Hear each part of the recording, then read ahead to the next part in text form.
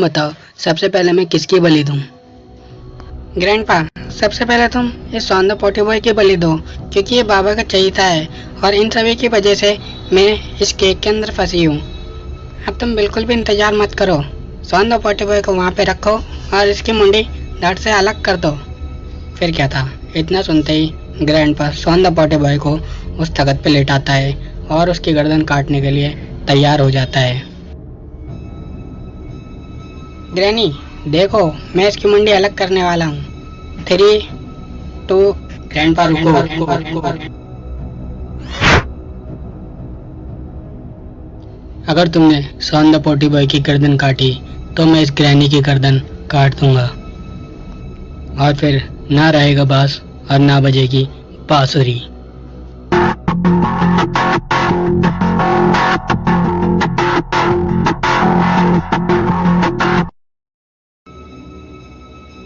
देखो mister meet, मेरी तुमसे कोई दुश्मनी नहीं है। मुझे बस एक इंसान की बलि चाहिए। मुझे तुम इसकी बलि लेने दो, उसके बाद मैं तुम दोनों को यहाँ से जाने दूंगा। मैं तुम दोनों को कुछ भी नहीं करूँगा। ग्रैंडपा मिस्टर मीट से झूठ बोलता है ताकि वो तलवार ग्रैनी की गर्दन से हटा ले और वो सौंदर्य पोटी बॉय की बलि दे सके। लेकिन मिस्टर मीट बोलता है, नहीं, ये सौंदर्य पोटी बॉय अब मेरा दोस्त है और मैं इसे कुछ भी नहीं होने दूंगा और ना ही इस रॉड को कुछ होने दूंगा। अगर तुमने गलती से भी सौंदर्य पोटी बॉय की गर्दन काटने की कोशिश करी तो मेरी ये तलवार तुम्हारी ग्रैनी की गर्दन धड़ से अलग कर देगा।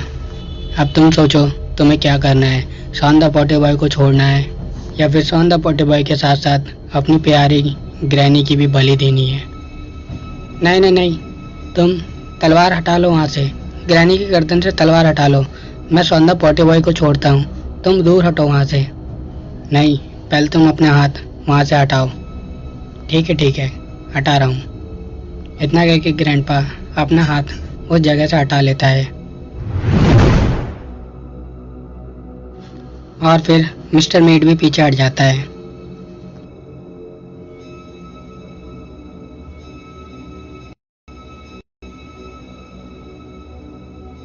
फिर ग्रैनी कहती, मीट, हम तो बहुत अच्छे दोस्त थे और हमने बहुत सारे मर्डर साथ में मिलके किए हैं और अब तुम हमारे दुश्मन बनना चाहते हो?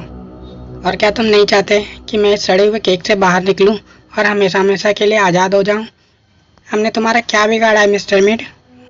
नहीं, मुझे नहीं पता कि हमने पहले क्या किया, लेकिन अब मैं सुधर गया हूँ। रॉड के साथ साथ मैं भी सुधर गया हूँ और मैं इन सबका अच्छा दोस्त बन गया हूँ और अब सौंदर्य पोटी बॉय मेरी जिम्मेदारी है। अगर उसे तुमने हाथ लगाया तो मुझसे बुरा कोई नहीं होगा। लेकिन तभी ग्रैनी ग्रैंडपा को इशारा करती है।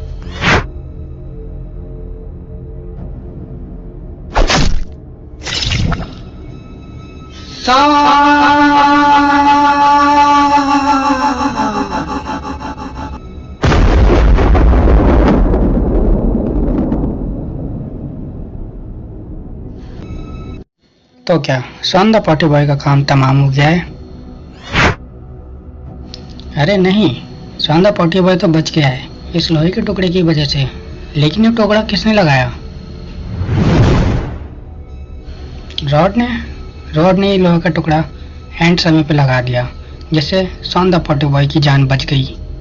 और ये सब देख के मिस्टर मीट और रॉड दोनों बहुत ज़्यादा गुस्से में हैं। फिर मिस्टर मीट कहता है, ग्रैंडपा, मैंने तुम्हें मना किया था लेकिन तुम अपनी हरकतों से बाज नहीं आए। अब देखो मैं इस ग्रैनी का क्या हाल करता हूँ। नहीं मिस्टर मीट, मेरी गलती को माफ़ कर दो, मेरी ग्रैनी को छोड़ दो। अगर तुमने ग्रैनी को कुछ किया तो मैं भी जिंदा नहीं रह पाऊंगा।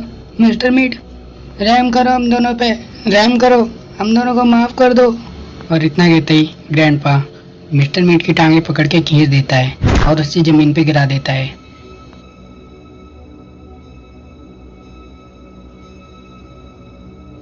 तुम्हें क्या लगा मेरे होते हुए तुम ग्रैनी को कुछ कर पाओगे? मैं अपनी ग्रैनी को इस सड़े हुए केक से किसी भी हालत में निकाल के रहूंगा, चाहे इसके लिए मुझे कुछ भी करना पड़े, कितने भी लोगों की बलि देना पड़े। और रॉड, ज़्यादा चालू बनने की जरूरत नहीं है, पीछे हटो, वरना मुझसे बुरा कोई नहीं होगा। पीछे हट जाओ यहाँ से। अब मिस्टर मीट की गर्दन ग्रैंडपा के हाथों में है और शानदार पॉटी बॉय की गर्दन इस कटिंग मशीन के अंदर, और रॉड वो भी अब कुछ नहीं कर सकता। ग्रैंडपा, तुम जल्दी से मिस्टर मीट को मार के बेहोश करो और उसके बाद शानदार पॉटी बॉय की बलि देना। और अब ये काम ये कटिंग मशीन नहीं कर पाएगी, इसलिए तुम्हें अपने हाथों से शानदार पॉटी बॉय की बलि देनी पड़ेगी। इतना सुन के ग्रैंडपा 2-4 मुक्के मिस्टर मीट को लगा देता है और उसे बेहोश कर देता है।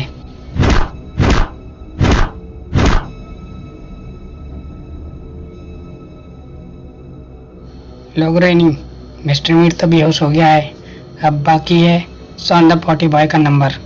देखो मैं इसे कैसे काटता हूँ। फिर ग्रैंडपा मिस्टर मीट वाला हथियार लेके शानदार पॉटी बॉय के पास जाने लगता है।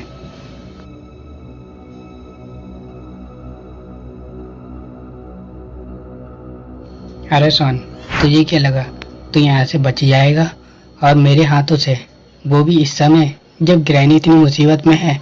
मैं यहाँ से किसी को भी जिंदा नहीं जाने दूंगा। अब देख मैं तेरा क्या हाल करता हूँ। ठहरो ठहरो ठहरो।